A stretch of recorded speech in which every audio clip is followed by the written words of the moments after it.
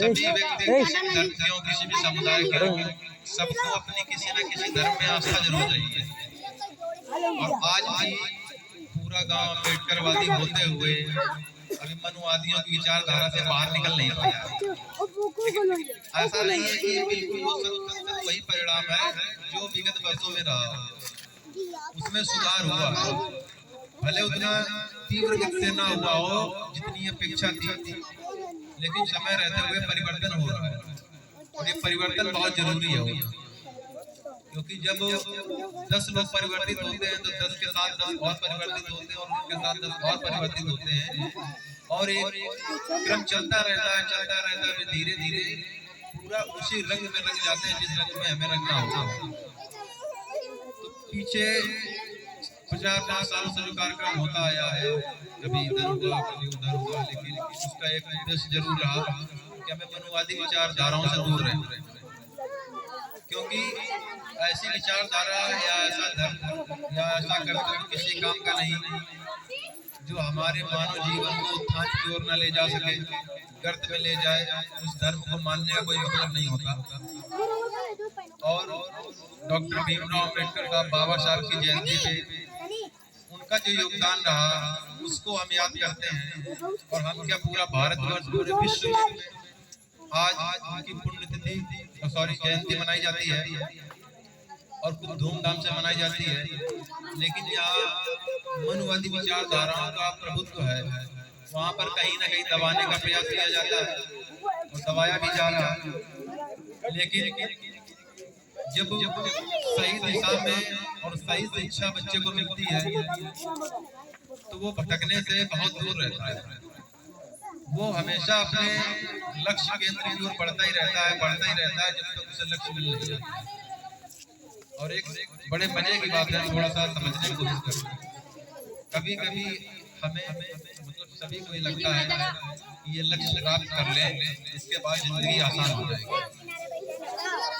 लेकिन यकीन मानिए जिंदगी का असली मजा इसी में है कि एक संघर्ष खत्म और दूसरा तैयार हो। क्योंकि हमें हर कदम में साबित करना होता है कि हम बेहतर कर रहे हैं। एक जीत या 2 जीत 3 जीत जिंदगी के फासले तय नहीं करते। हमें चलना ही पड़ता है और तब तक चलना पड़ता है जब तक शरीर में जान है। क्योंकि एक दिन ये जान से चली तो ऐसे भी जाएगी। लेकिन जब तक है अपनी पूरी ईमानदारी से 100% देने का प्रयास करते। और जहां से हम इसमें कंजूसी करते हैं, जैसे कहते हैं आलस, दिक्कत वहीं पर खड़ी हो जाती है। पूरी ईमानदारी से अपना कर्तव्य कर ही नहीं पाते। क्योंकि समस्या बाहर से तो बाद में होती, घर से पहले हो जाती है। जहाँ पर एक बालक या बालिका अपने पूरी निष्ठा से समाज के लिए कुछ करने को आगे आता है तो उसके ऊपर पहला प्रश्न चिन्ह लगता है कि समाज की बहुत चिंता है। अगर यही डॉक्टर साहब के माँ बाप ने सोचा होता तो आज भी वही हाल होता कि गले में हड्डी और कमर में झाड़ू बांध के घूम रहे होते। कई बार बच्चों के सामना करना पड़ता है कि एससी ओबीसी को सवर्णों की अपेक्षा आरक्षण ज्यादा दिया जाता है। तो एक चीज इस पे बता दे थोड़ा सा, क्योंकि जवाब देना बहुत जरूरी होता है। कहते हैं ईंट का जवाब पत्थर से न दिया तो क्या दिया। जब कभी आपके सामने प्रश्न आए एससी बैकवर्ड को या एसटी को ज्यादा आरक्षण दिया जाता है तो आप सीधा सा एक जवाब दे सकते हैं कि 1947 के पहले ब्राह्मणों का इकच्छत्र 3000 साल तक आरक्षण था। 3000 साल बहुत होते हैं उनका आरक्षण था। उसमें किसी भी पिछड़े वर्ग ने, अनुसूचित जाति ने, अनुसूचित जनजाति ने या अल्पसंख्यकों ने कोई विरोध नहीं किया। तो आज 75-76 साल से अगर हमें थोड़ा बहुत आरक्षण मिल रहा है तो उससे इन्हें आपत्ति क्यों हो रही है। उसमें भी विशेष कर ये ध्यान रखने की बात है कि जब ब्रिटिश सरकार थी तो गुलामी थी यहाँ पर, लेकिन उससे भी ज्यादा प्रकोप ये था कि उन गुलामों के गुलाम थे हम लोग। कहते हैं एक तो मर ही रहा था, दूसरा उसको जीने नहीं दे रहा था। तो 75-76 साल का आरक्षण आज इतना खटक रहा है कि 3000 छत्र आरक्षण उसके आगे छोटा दिखने लगा। और महिलाएं जो रही हो, चाहे सामान्य वर्ग की रही हो, सवर्ण मतलब सामान्य वर्ग में या एससी में, ओबीसी में, किसी भी वर्ग की रही हो, उनकी स्थिति वैसे भी बहुत खराब है। जो सवर्ण महिलाएं हैं सामान्य वर्ग में, उनको लगता है कि डॉक्टर अम्बेडकर साहब ने उनके लिए क्या किया। तो मैं मानता हूँ, या मेरे मानने से क्या सारे विद्वान ये मानते हैं कि एक बार उन्हें संविधान का सही तरीके से अध्ययन जरूर करना चाहिए, और अगर नहीं करना आता है तो किसी अच्छे विशेषज्ञ से उनसे पूछना चाहिए उसके बारे में और जानकारी लेनी चाहिए, क्योंकि महिलाओं की स्थिति भी बहुत दयनीय थी, चाहे वो सवर्ण वर्ग की हो, चाहे अनुसूचित जाति की हो, चाहे वो किसी भी वर्ग की हो।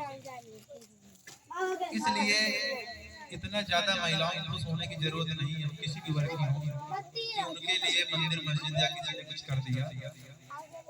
जो भी हुआ है वो कानूनी दस्तावेज से हुआ, जिसके रचयिता डॉक्टर भीमराव अम्बेडकर साहब थे। लेकिन कहीं ना कहीं वो मानसिकता बनी रही, वो मंदिर जाना, मस्जिद जाना, वहां से सारे कार्य हो जाएंगे। अगर मंदिर जाने से ही तुम्हारे पाप धुल जाते हैं तो अपने आप से प्रश्न करो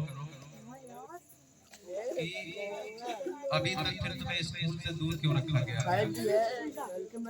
तुम्हें वो शिक्षा का जो रस होता है वो क्यों नहीं पीने दिया गया। आज भी देखते हैं जब स्कूल में बच्चे जाते हैं तो जो आर्थिक रूप से कमजोर बच्चे हैं या गरीब बच्चे हैं, किसी भी वर्ग के, उनका कॉन्फिडेंस है, जो आत्मविश्वास वो इसी बात से गिर जाता है कि उनके पास उतनी सुविधाएं नहीं है। आधा कॉन्फिडेंस उनकी गरीबी खा जाती है और आधा कॉन्फिडेंस उनका आरक्षण खा जाता है, जिससे वो लोग अपने तो आरक्षित सीट से आए। लेकिन इन सबका मुंहतोड़ जवाब है कि जब 3000 सालों से तुम्हारा एक तरफा आरक्षण था, खासकर ब्राह्मण वर्ग, तो ये हमें थोड़ा बहुत 10, 15, 20% जो आरक्षण मिल भी रहा है, उससे क्या हो गया। जहाँ पूरे भारत में लगभग 20 से 22% एससी आबादी रहती है, कह सकते हो 30 करोड़ के आसपास, अगर उसमें 10, 15, 20 हजार नौकरी आरक्षण से मिल भी जाएगी, कितना अनुसूचित जाति का या पिछड़ा वर्ग का या अनुसूचित जनजाति का विकास हो जाएगा या क्या फर्क पड़ जाएगा। लेकिन उसमें भी आपत्ति है। अब डॉक्टर साहब ने जो अपना योगदान दिया जीवन में, वो अपने लिए तो कभी जिए ही नहीं, हमेशा समाज के लिए जिए। उन्होंने हमेशा एक चीज कही, सौरभ कि अगर देश और मुझकी मेरी बात होगी तो मैं देश की प्राथमिकता दूंगा, लेकिन अगर समाज और देश की बात होगी तो सबसे पहले मैं अपने समाज को प्राथमिकता दूंगा। कहने का मतलब ये है, जो खाना खा रहा है उसे तो भूख का एहसास ही नहीं हो पाता है। भूख तो उससे पूछिए जाके जिसे हफ्ते भर से खाना खाया नहीं। आरक्षण की जरूरत वास्तव में किन्हें थी ये सब जानते थे, लेकिन देने की फिराक में कोई नहीं। डॉक्टर साहब चाहते तो स्वतंत्रता के बाद पहले कानून मंत्री बने और वो अपने स्वार्थ के लिए इस्तीफा न देते, क्योंकि उनको भी बहुत मोटी रकम की पेशकश दी गई थी कि जैसा हम कहें वैसा ही आप बिल बनाइए, और उन्होंने इस चीज का विरोध कर दिया और उन्हें इस्तीफा देना पड़ा। उन्होंने ये चीज हमेशा कही, और आप भी जानते हैं कि शिक्षित हो, संगठित हो, संघर्ष करें।